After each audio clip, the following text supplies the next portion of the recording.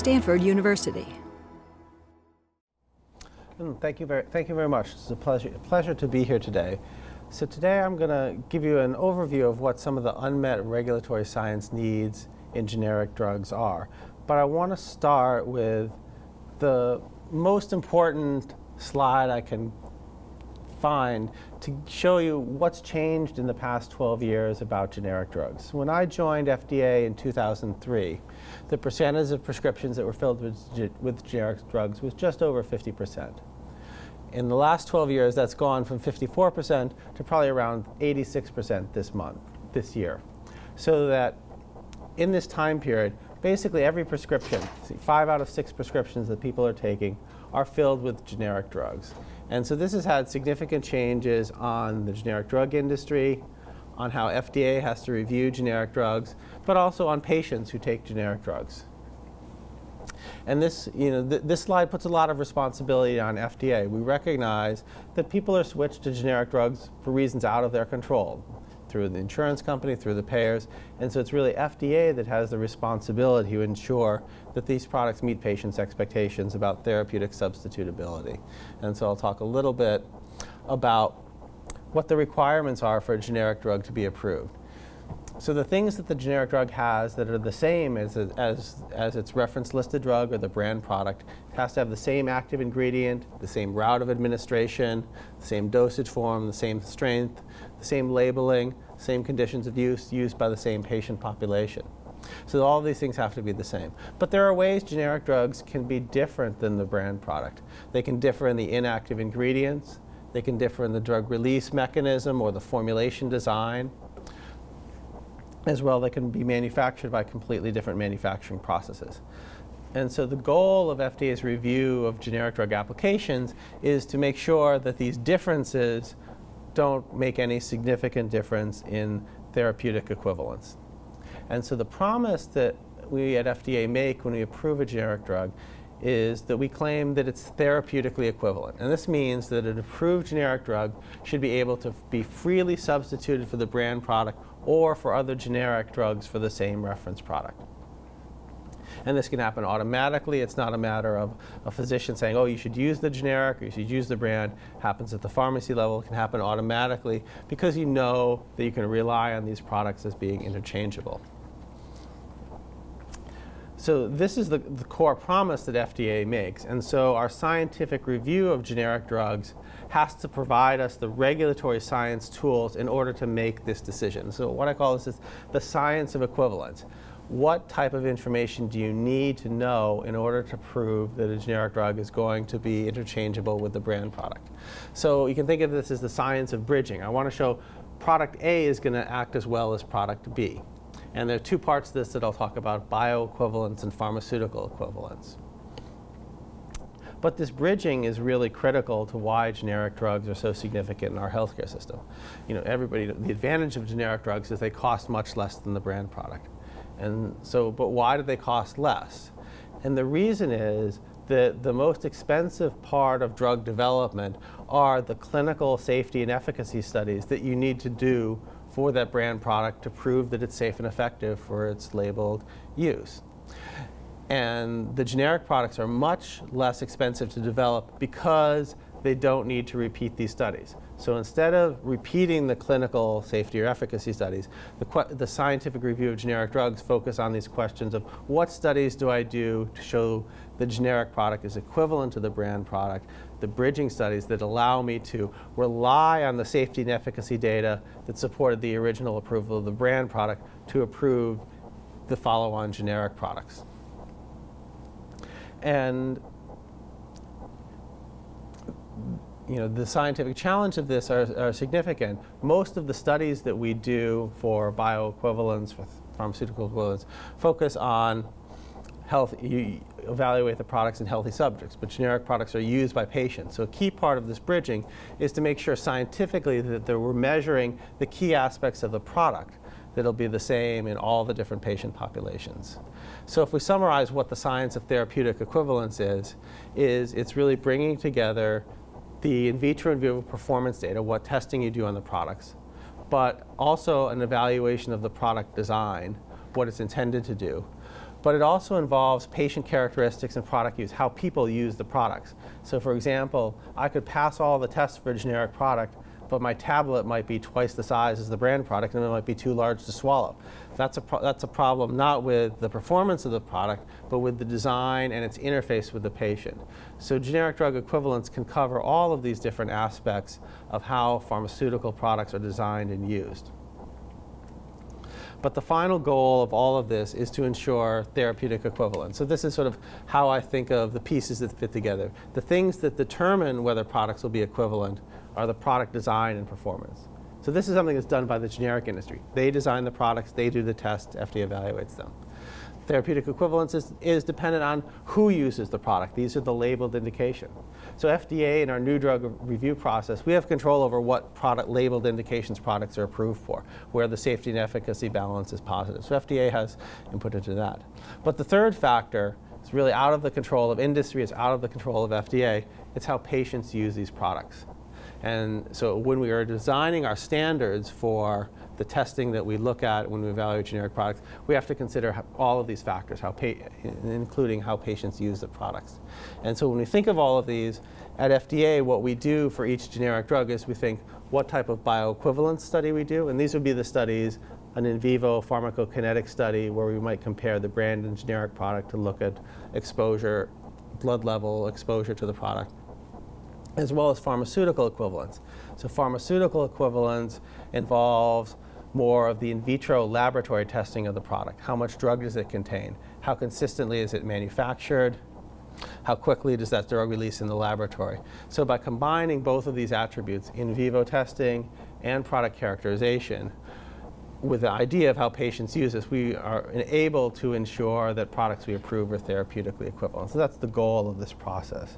So that's my quick overview of the scientific process behind generic drugs. And so now I want to talk about the new thing for generic drugs is in 2012, FDA passed what we call GDUFA, Generic Drug User Fee Amendments. So this is a user fee on the generic drug companies that provides resources to FDA to review their products. So this is something that brand products have had since the early 90s, and so that fee program is called the PDUFA program. So this slide gives you an idea of the relative scale of the two programs. The new drug user fee program provides FDA about $700 million in resources each year. The generic drug program provides $300 million. But this is $300 million new dollars that FDA has to review generic drugs, but also to do regulatory science around generic drugs that we didn't have before 2012. So this is a really significant change in the resources available for generic drug review within FDA. So because of this fee, we have support for regulatory science. We're able to hire about 1,000 new FDA staff to be involved in generic drug review over the past 3 years. So there's been massive changes at FDA in how we're organized and how we're working around generic drugs, and these changes are still ongoing. So I'm going to mostly talk about the area that I'm responsible for, and this is the regulatory science aspects of it. So to implement this regulatory science commitment, these new resources to do regulatory science for generic drugs, we formed a new Office of Research and Standards, and so this is the office of which I am the director. I'm the founding director of this office. In my office, I have two divisions.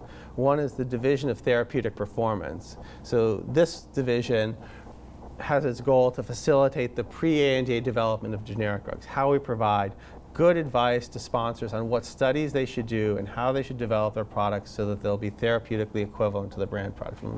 Therapeutic equivalence is the core promise on generic drugs. So this division is focused on the communications to industry about what they need to do to ensure therapeutic equivalence. The second division is the Division of Quantitative Methods and Modeling. So this is a group that's focused on developing modeling and simulation tools that will help in our evaluation of generic drugs and help leverage all of the data that we received about generic drugs to make better decisions for our guidances in the future. So they focus on data analysis, they focus on developing new modeling and simulation tools that help us evaluate the in vitro, the PK, the PD, and clinical endpoint bioequivalence studies. So we have one group that's focused on advice to sponsors, the second that's focused on the modeling and simulation tools. So under the user fee, agreements with this additional resource, we've been very busy in our office. Right now, we have about 75 ongoing external research collaborations, and I'll give examples of many of them later in my talk. And so we've been building up. We're still not reaching steady state. The first year, we awarded 30 new contracts. The second year, 33 more. We received over 100 proposals that we evaluated, so the people in my office are involved in proposal evaluation, determining which ones we're going to fund. We also have a significant number of internal collaborations where we work with laboratories or other groups within FDA that have specific expertise that we can apply to generic drug evaluation. And every year, we have to establish a regulatory science plan for the upcoming year. And we have a public meeting where we solicit input from different stakeholders, the industry, the public, academic groups as well. And so the outcome in 2014 was our 2015 regulatory science priorities. So these are the priorities that we're focused on this year. And this is, these are the areas where there's some unmet regulatory science needs around generic drugs. So the first one is post-market evaluation of generic drugs, how we evaluate them after they're approved.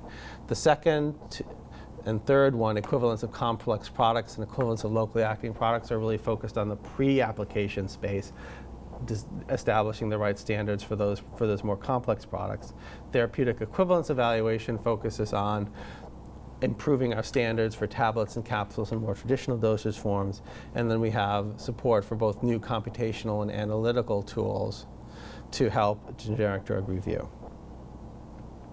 And as I mentioned, these priorities come out of a public process. And so we're having our next public meeting in June 5th. There will be a webcast. If you go to our regulatory science page, it has a link to the webcast. We'll have all the presentations. I think we have about 20 to 30 people signed up to present at this meeting. And so what we do at that meeting is mainly FDA listens. Sometimes we ask questions to people. We take that input. We also have a docket, a place where people can send written comments into the government. We look at all of those. We have some internal discussions.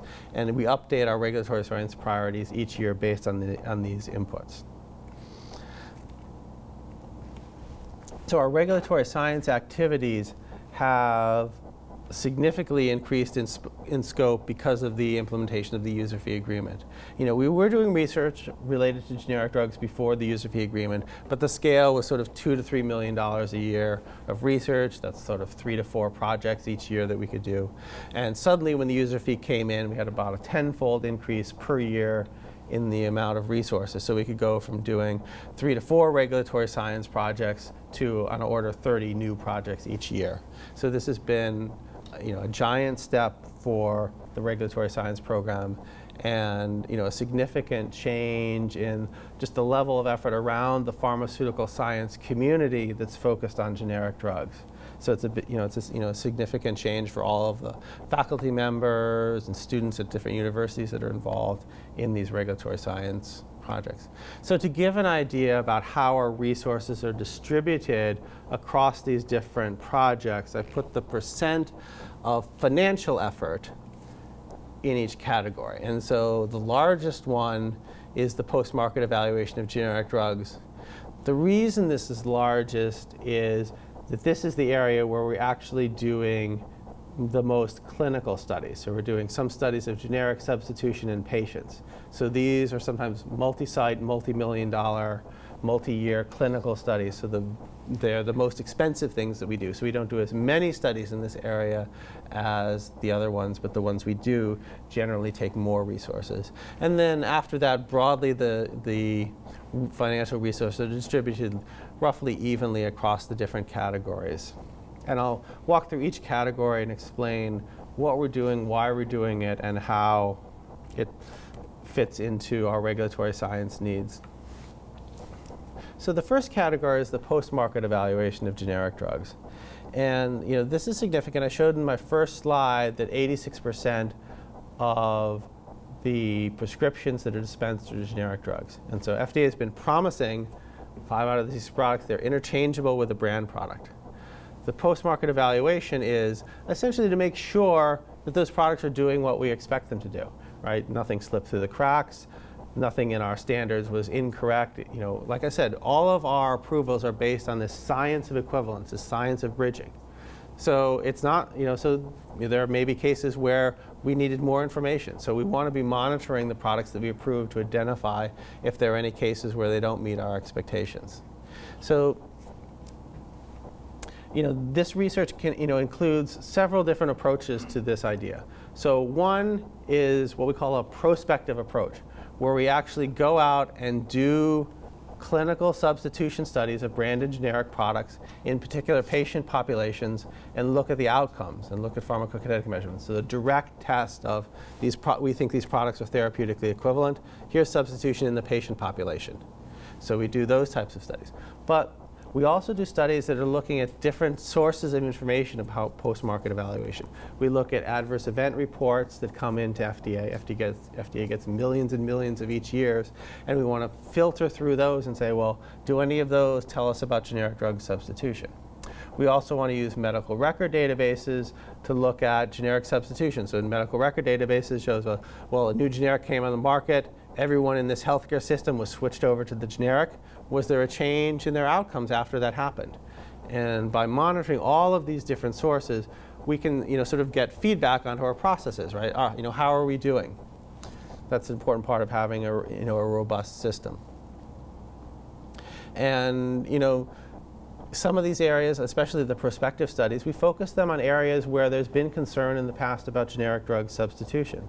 So one of those areas has been anti-epileptic drugs. There's been groups that have published papers that say, trying to advise clinicians, don't substitute generic anti-epileptic drugs. There's experience. It didn't quite work. It doesn't quite work the same. So we designed studies. We had public processes where people provided input into our study design to really directly face these challenges head on, to say, we're going to do a prospective study. We're going to take people, take them from the brand to the generic, back to the brand, back to the generic multiple times, switch them back and forth, and look at the plasma levels, look at the outcomes, show that these products are equivalent. And so we've been doing these studies over many years. They're not short-term studies. You have to, we have to go through IRB approvals. We have to design the studies, determine which products to involve, to recruit patients, accumulate patients over time, and then do the data analysis. But the first of these studies are completing. And so far, we've basically confirming the conclusions of studies submitted in the ANDA. So remember I said at the beginning, it's a science of bridging, doing studies in healthy subjects and saying the products are going to be equivalent in patients. So here's new sets of data that says, well, when you actually do the comparison in patients, these products are the same. So we think that this will really help build, especially in areas where there's been skepticism about generic drugs, help build confidence in generic drug substitution. So, one of the groups that's been skeptical has been the neurologists. So we went to their professional society meeting. We had an all-day symposium where FDA scientists were there to meet with people. We had posters on all the different studies, all different aspects of our study there, all the details of the study, from the analytical methods to the product testing to the clinical results to the PK results, so that people could talk in detail about what we did. We designed the study in collaboration with people who are skeptical of generic substitution. And so we feel that there may be changes in the public position of some of these professional societies about generic substitution, as you see new data about these products. This is exciting, exciting result from a regulatory science program. It's helping build confidence in the generic substitution, challenging the assumptions of our programs to ensure that they are doing what we say that they do. For the second focus area, unmet needs, are for equivalence of complex products. And here I mean things as complex products. to give you an example of what I mean, different ways products can be complicated. So for an example, it would be complex active ingredients. So these would be products that have mixtures of different molecules. Complex formulations, like a liposomal formulation, a nanomaterial formulation, a microemulsion. Maybe they have a complex route of delivery, so that's the locally acting drugs. Maybe they're a drug-device combination. Maybe they have multiple cases. Maybe it's an ophthalmic emulsion that's applied directly to the eye.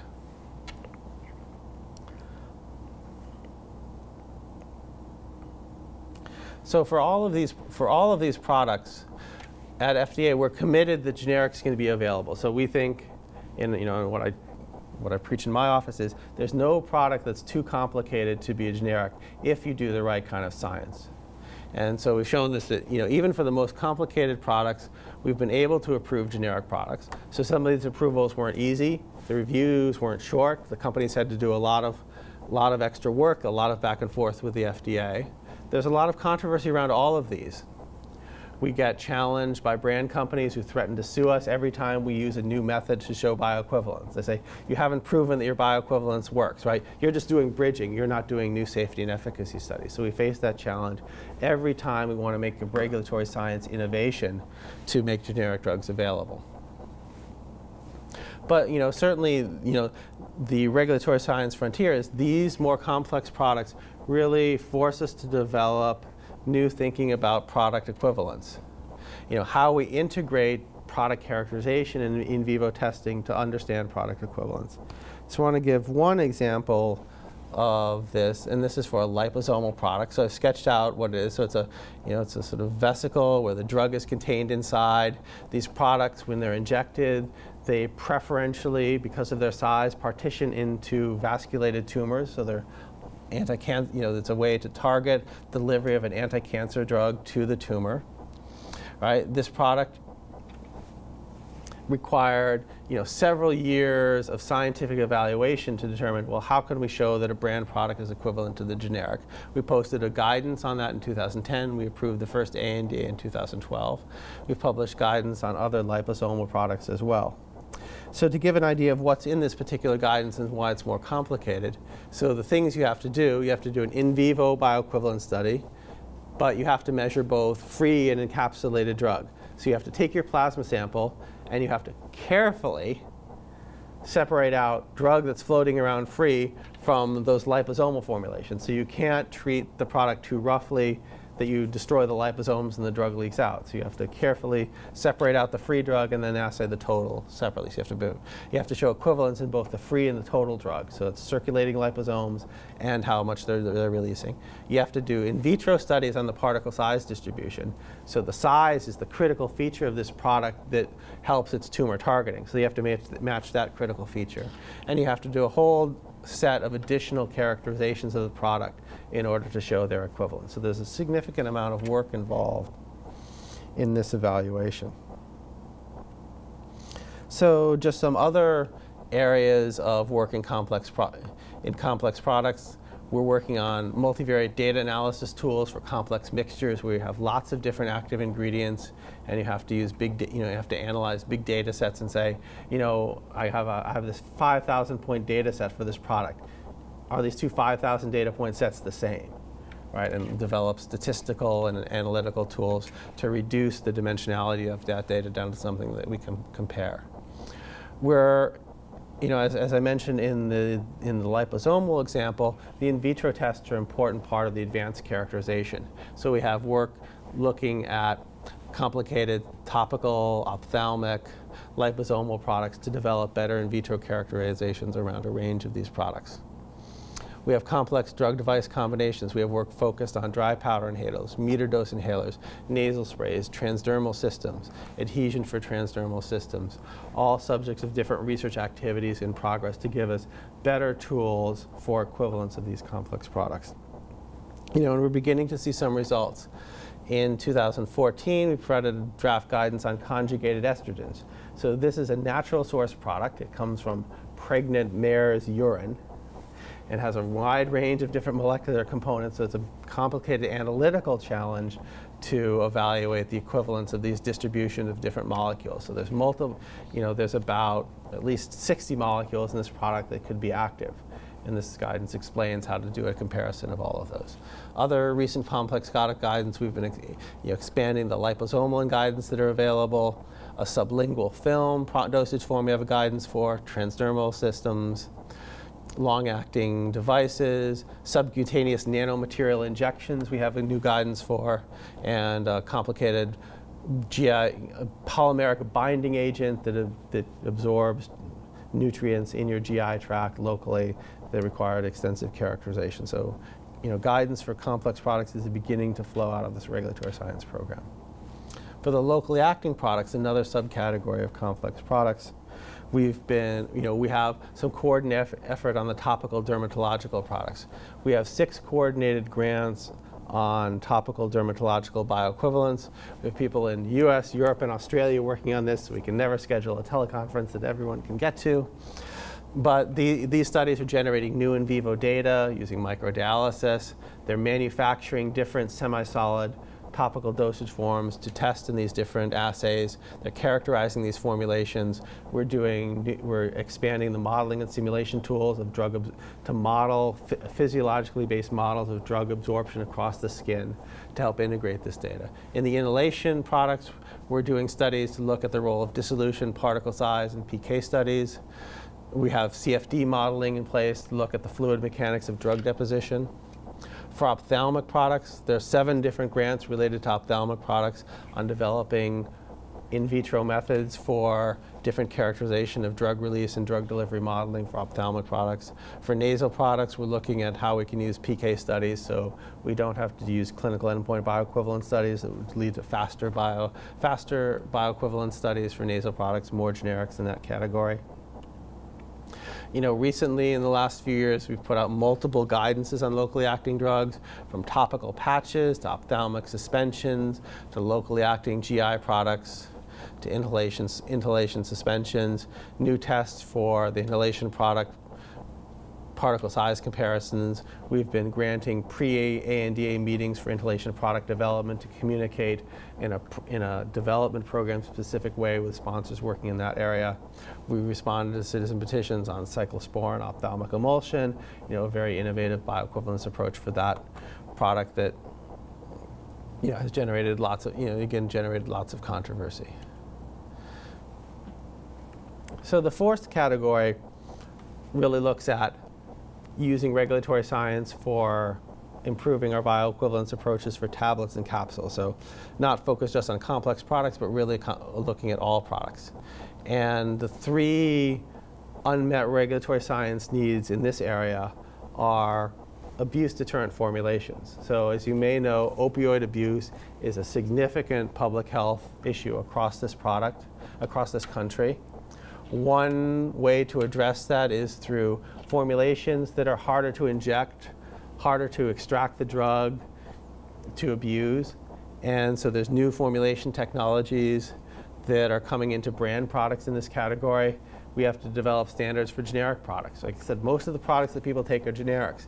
If you think you're gonna solve the problem of drug abuse of opioids without getting these new technologies into generic products, that's just not going to be effective. So you have to have a pathway for moving new technologies into generic products. We had a public meeting in October about this, but this is it's a challenging formulation and polymeric material science question, but it's also a challenging political question. I think probably FDA leadership gets yelled at by congressmen on this question more than anything else. Like, what are you doing about it? How can you be approving these products? Why aren't the products better? So there's a lot of challenges in that particular area.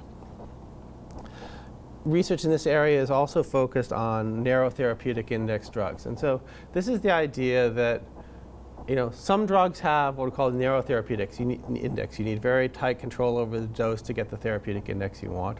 Probably most drugs have a wide therapeutic index. Small variations in the drug exposure, you're still going to get the maximal effect. So traditionally, because of the limited resources we've had available for generic drug review, we've really done a one-size-fits-all standard for bioequivalence. But now that we have more resources, we really want to divide things based on risk. If you have a narrow therapeutic index drug, you should have tighter standards. You should have to provide FDA more information about those products. But we have to have robust, fair methods for saying, what is our standard for saying this product has a narrow therapeutic index? So we do PK/PD modeling, we do clinical study and clinical data analysis to help make that decision. The third category is equivalence of modified release solid oral dosage form. So these are things you take the tablet once a day. So they're more complicated than an immediate release product. There's oftentimes polymeric release controlling mechanisms, a little more challenging to make, develop, more things that can go wrong with these places. So we're looking at study designs such as replicate bioequivalence study designs. They may provide more assurance that the generic products are equivalent to the brand product. We're improving the in vitro and vivo correlations so you can design these products more efficiently. We're looking at what we call partial AUCs, so looking at different parts of the PK profile to ensure equivalence over the entire time course of a longer acting product. And the progress we've made in this area in 2014, 4 new guidances on narrow therapeutic index drugs, 4 drugs for which we went through the evidence, determined that tighter bioequivalence standards were needed. And we've published the underlying theory and analysis that helps that decision process.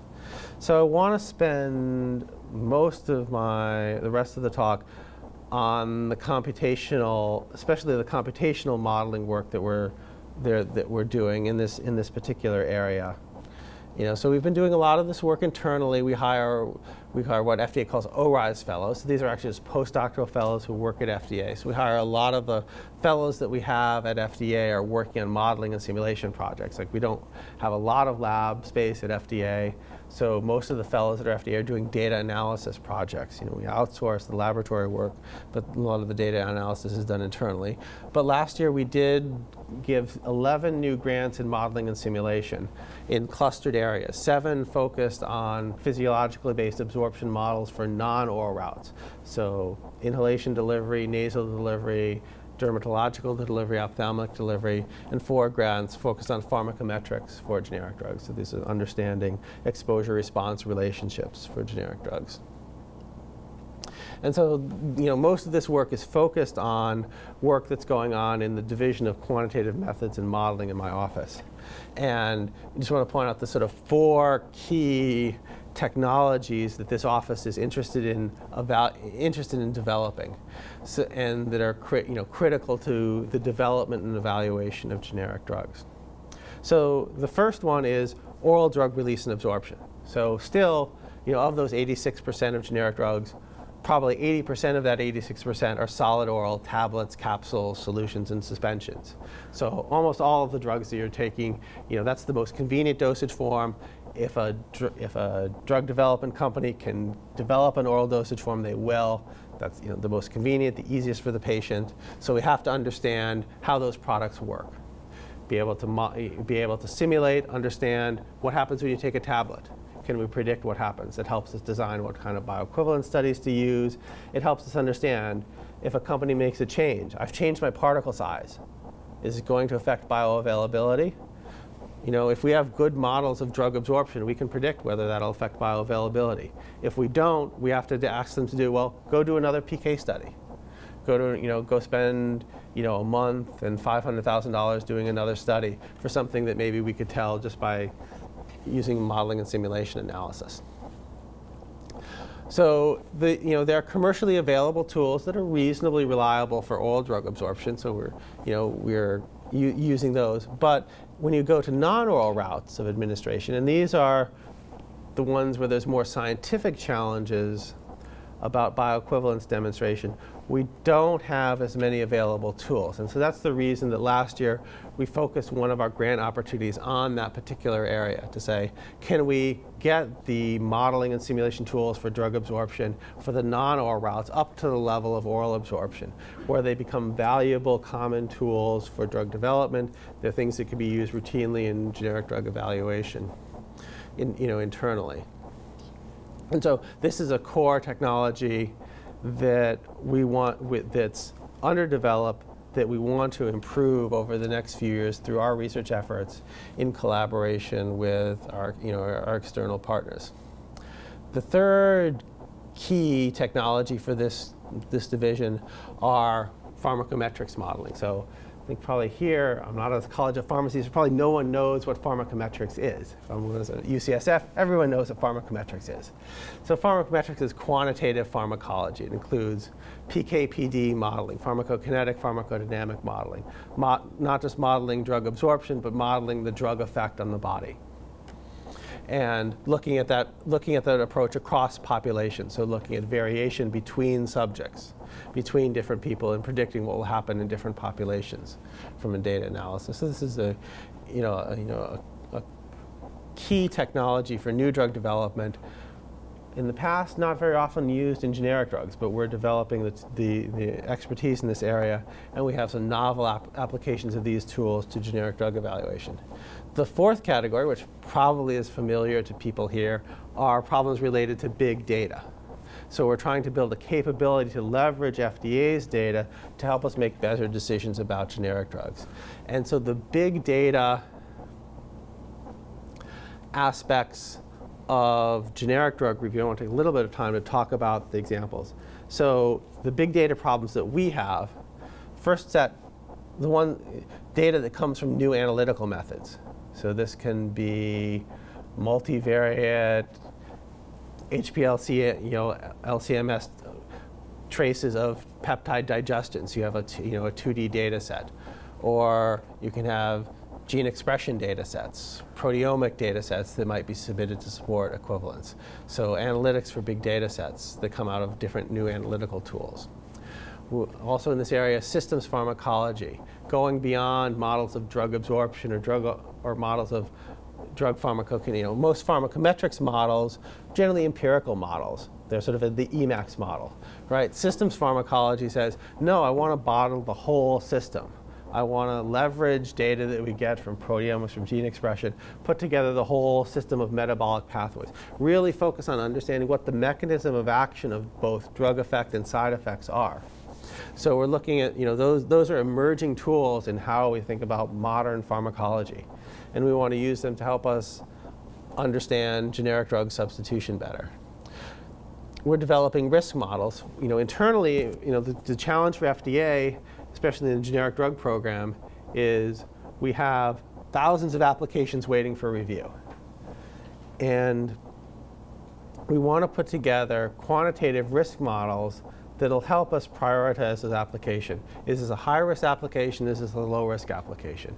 Kind of, when I have, in the future, when I'm at steady state and I have, lots of user fee resources, maybe I don't have to prioritize. Right now, when I'm buried, I have 3,000 generic drug applications that are waiting for review. I have to allocate my resources according to risk. We also, this group also does business process models for us. So we try to model the FDA review system. So it's like doing systems pharmacology of drug review on a microscopic level to sort of predict what our performance will be. How many drugs are we going to approve in 2 years? How long is it going to take? How many people do we have to hire? What do they do? So our big data people also support our program in that way. But the goal of all of this modeling and simulation is to support our research, support our development of policy and guidance, what should companies do, and support our regulatory decisions, evaluation of applications. So it's integrating these tools into those decision processes. And so I've tried to link these categories into our 5 regulatory science priorities. And they all sort of have different aspects where they have impact. And just to talk a little bit about some of these technologies, oral absorption models, they help predict bioavailability. There are commercially available tools, but they have lots of evaluation to generic drug review questions. A lot of the tricky questions we have to answer about bioequivalence. Well, what should I measure in my bioequivalence study? If I have a good model of drug absorption, I can figure out what the most appropriate thing to measure is that's most relevant to differences in formulation. I can also use my models of drug absorption to help this question of bridging. So if I build a model of healthy subjects and I build a model of patients, I can then screen all my different generic drugs and say, well, this is the reason I have confidence in going from patients to healthy subjects in these cases, because I have a model of the underlying physical processes and I'm measuring the right thing. I can find, if there are rare cases where the patient population is different in a way that affects bioequivalence, I should be able to detect that in a comprehensive model of drug absorption, right? If it's, these models capture our known physics. I mean, the way to think of the model is, the model tells, the model captures your best understanding of the current physics and physiology of the processes. So it's models are a knowledge management tool. So we say, like, this is a comprehensive model. It has everything I know.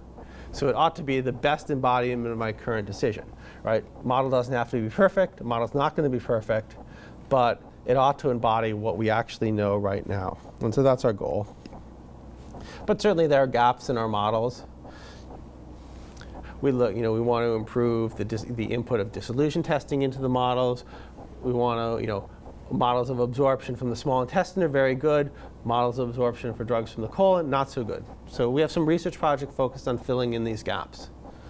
So we have a large research project with the University of Michigan and Penn State University focusing on the hydrodynamics and the improvement of the in vitro models. Also trying to improve our understanding of variability and formulation variables in these products as well. For non-oral absorption, talked about the different routes of administration. We're focusing on inhalation, dermatological, nasal, GI acting, and ophthalmic. These are products where, because they're locally acting, it's difficult for us to determine what bioequivalence studies to do. It's very controversial. So, improving models in this area will help our decision making, and also help companies develop generic versions in those categories. In the pharmacometric space, the goal of these models, the goal of applying pharmacometrics to generic drugs is, the examples of that are, we want to determine for when drugs have narrow therapeutic index. That's sort of a pharmacometrics question. It's the question, is the exposure-response relationship for this drug steep or flat? So these tools are critical to that type of decision. They help us decide when we look at PK profiles, for complex modified release products that are intended to release drug over an entire day, which parts of the PK profile are important. If you have a PK/PD model, you can map that connection and determine what your PK standards ought to be. We're also trying to use pharmacometrics to improve our post-market risk assessment. After a generic drug is approved and we get complaints about that product, we can use the PK/PD modeling to say, well, is this product expected to be very sensitive to small variations or not? It can help us decide which to investigate more deeply and what level of evidence we need to take action for those cases. As an example of one of the projects is to really help, so we have a research collaboration with the University of Maryland at Baltimore looking on PK/PD modeling. We have a collaboration both with Maryland and Florida on systems pharmacology approaches, especially focused on the post-market evaluation to look for mechanistic understanding of adverse events and determining which adverse events are most significant to tell us about generic substitution. So we're not just looking at adverse events, we're trying to say, well, which adverse event might be linked to a difference in formulation performance? So that's a much more challenging question. So we sort of think, we want to look for dose-dependent adverse events, and if we see those different between the brand and generic, there might be a difference in drug release between those products. So how can we use the information we know about the pharmacology to infer and help us make decisions on post-marketing data sets? So we also have some prospective studies. We are doing a PK/PD study of cardiovascular drug substitution in patients, looking at pharmacodynamic outcomes here, with the idea that for some of the cardiovascular drugs, we get a lot of complaints. When we look at substitution rates for certain cardiovascular drugs, generic substitution rates very low. So one of our theories there is, even though the clinical outcomes of these drugs are really long-term effects, these drugs also have very acute pharmacodynamic effects in the short term. So if your drug has a different release rate, it may affect your heart rate, your blood pressure very quickly. Perceptible things that patients can perceive that may affect their perceptions of generic drug substitution, even though we think for a lot of these drugs the long-term clinical impact isn't impacted by small variations. This may help us understand why we receive more complaints about products in these categories than other ones. We also have some work on methylphenidate, generic drug substitution as well, looking at, this is a drug for which there's a very close relationship between the pharmacokinetic and pharmacodynamic profiles, so very sensitive to small differences. So we want to map out what those differences are so we can set appropriate bioequivalence standards. To give you some examples of some of the big data problems that we're working on. So a recent generic drug approval, so this was a Glatiramer acetate. This is a $3 billion a year generic drug sales. The first generic application was approved last year. The review of this application took 8 years. It's a very complicated product. Give you a sense of why it's complicated. So this product is a mixture of 4 different amino acids. The product is made by taking these 4 amino acids, polymerizing them into long, sort of random chains. Maybe not, maybe not so random, but polymerizing. The correlations in the chain are determined by the reaction rates of the 4 amino acids. So it's an addition polymerization for all of our chemical engineers in the audience. These products are then, these long chains are then chopped up a little bit to result in the product. So the big data experiment that we did in FDA lab to help us understand equivalence was we did a peptide mapping. So we cleaved all of these amino acid chains at particular sites. So we cleaved them, always after one, we had an enzyme that cleaved after one particular amino acid. So it broke them down into small pieces. So the big data challenge here is, I've got all the pieces, can I put them back together to make an inference about the product, along with other data. So this is internal data that we did, internal analysis. So we did a lot of multivariate. So we ended up with a sort of 5,000 point data set. We had to do a dimensional reduction, map it on to a small, map it into a smaller data set so we can compare and develop statistical criteria to compare these distributions. And then we had positive and negative controls to show that the method was sensitive to differences in the polymerization conditions. So very significant scientific effort to support a very controversial drug approval. We're doing more work in these characterization areas with different external collaborators, looking again at high resolution data sets from high resolution analytical methods. We're using, for post-market surveillance, there are now large data sets of adverse events, large data sets of medical records. Analysis of those may provide insight into generic drug usage and substitution patterns. So we have a study where we're looking at dose adjustments for narrow therapeutic index drugs to help us aid classification. We're looking at post-market surveillance patterns, looking at generic drug approvals in medical records and other databases, looking at the effect of therapeutic class on generic drug substitution. Are there differences in generic drug substitution rates between different therapeutic classes, and then can this help inform our risk assessment, right? And then, if we see a difference, people are substituting cardiovascular drugs less than other drugs. Why is that? And understand that and provide maybe more outreach, maybe more, understand our scientific standards. But first take a look at the generic drug utilization in that method. Looking at post-market, surveillance of authorized generics. So an authorized generic is a product that's completely identical to the brand product, except it's marketed by a generic company. So if we think, people complain about generic drugs for no reason, they ought to be complaining about authorized generics. So when we look in our adverse event, we do see complaints about authorized generics that they don't work the same as the brand product. So this becomes a natural way to understand, what's the background complaining rate, even if the products are actually identical. And so we have several research studies to try to quantify that and see if that can be informative. So I want to leave some time for questions, so I just want to come to the end of the process, but talk about, as a concluding slide, what I see as the vision for regulatory science between FDA and the generic industry. And the basis of this is both of us have a common customer, and that's the patient, right? They expect high quality products from both FDA and industry. And there's shared interest in having a scientific foundation for product development. If there are better regulatory science tools for product development, then it's easier for generic drug companies to efficiently develop their products and for FDA to efficiently review them. So there's a common interest in improving these tools between industry and FDA. And I mean, and the recognition of that is the reason why this user fee agreement, which is a negotiation between FDA and industry, has a significant support for regulatory science. It's a little bit different than the brand products, right? Large pharmaceutical companies have their own research development organizations. The generic industries are a little bit different, so the negotiations take a different direction. So there's some common ground between the generic industry.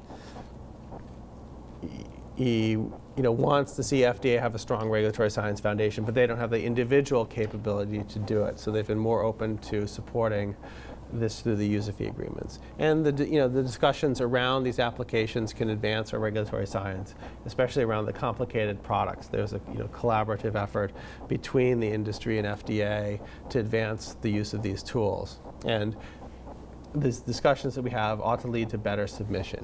So the goal of this is really the regulatory science has to feed into our regulatory review process. So the first step is the regulatory science research. The outcome of that is pre-application discussion, right? New development tools. Then companies are using those new development tools, they're having interaction with FDA, and then there's submission of an application and an efficient review of that application. So that's where we see the future of generic drug regulatory science, and I hope this helps give you an idea of the scope of activities in our office and potential collaborations with Stanford, UCSF, CERSI in this area. So thank you very much for the opportunity to give this presentation.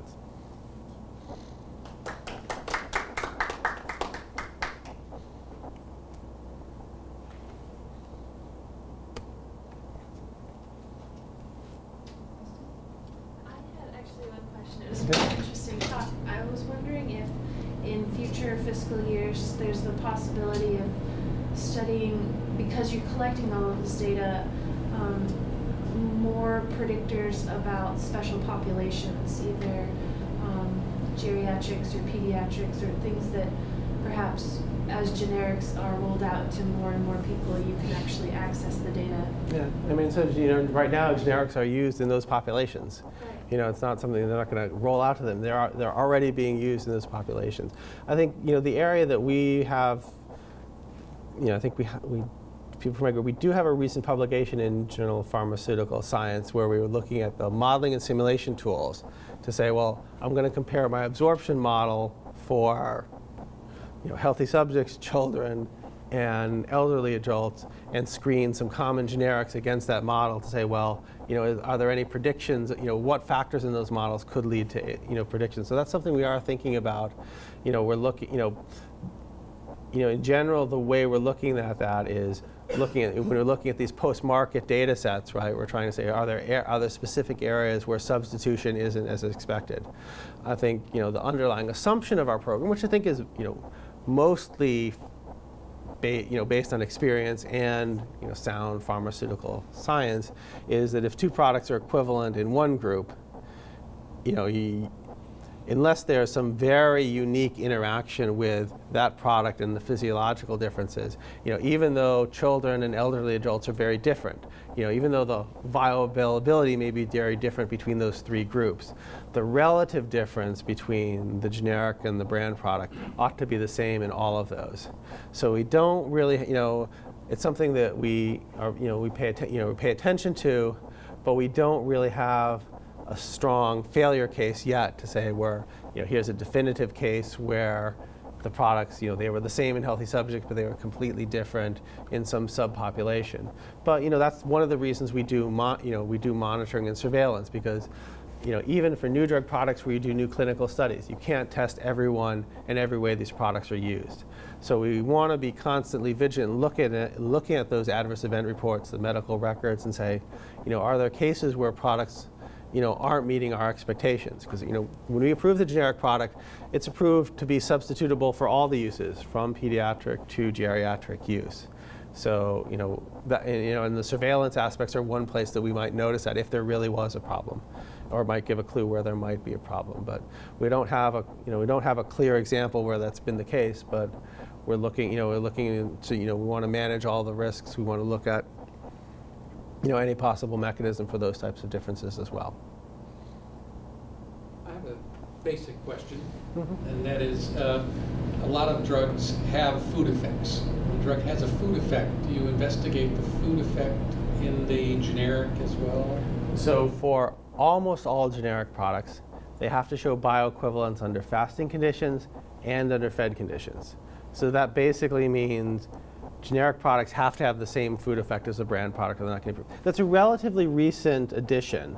So up until 2003, not every generic had to do food effect. The number of studies were less, and the statistical criteria were less. They had to do a fed bioequivalence study, but they didn't have to meet a statistical confidence interval. So, in early 2000s, they were required to do statistical testing in the fed state. More recently, our recent general guidance on bioequivalence really expanded fully to fed and fasted studies almost always have to be done. So the only case that you wouldn't do them is where the drug label says, don't take this product with food. If it says take on an empty stomach, then you only have to show bioequivalence on an empty stomach. Or if there's some safety reason why you can't give it with food, or give it with, there's some just protection of the volunteers that it's not safe for that population, either the fed or the fasted state. We'd only do one. But in general, almost all generic products have to do both studies, unless there's a very specific labeling that there's only one usage of the product. As you know, many people are very interested in big data algorithms and applications here at Stanford. So where would the data come from for them to test their algorithms on? Is there a gold standard for some of the projects that you described? Well, some of the things like the ones we've done in FDA labs, right? We generated the data, so it's our data. We can give it to whoever we want. For the analytical methods, for the data that's the other big source of data is data that's submitted in applications. There's some proprietary aspects of that data, so that probably a lot of that data analysis has to be done internally at FDA. So through collaborations, we can identify ways that we can if someone has an algorithm, and we can take that algorithm home and we can try it on our data sets internally. But the third category of data talked about the medical records, patient data. That's not a data that's owned by FDA. FDA has to work with external partners to get access to the data, but a lot of those data sets are also available to different academic groups. So those sources can be, that's not data that's owned by FDA. There are other sources for that outside of FDA. So it depends on data. Now data is property, and so everybody owns something. So we have to find out who's the owner and work with them.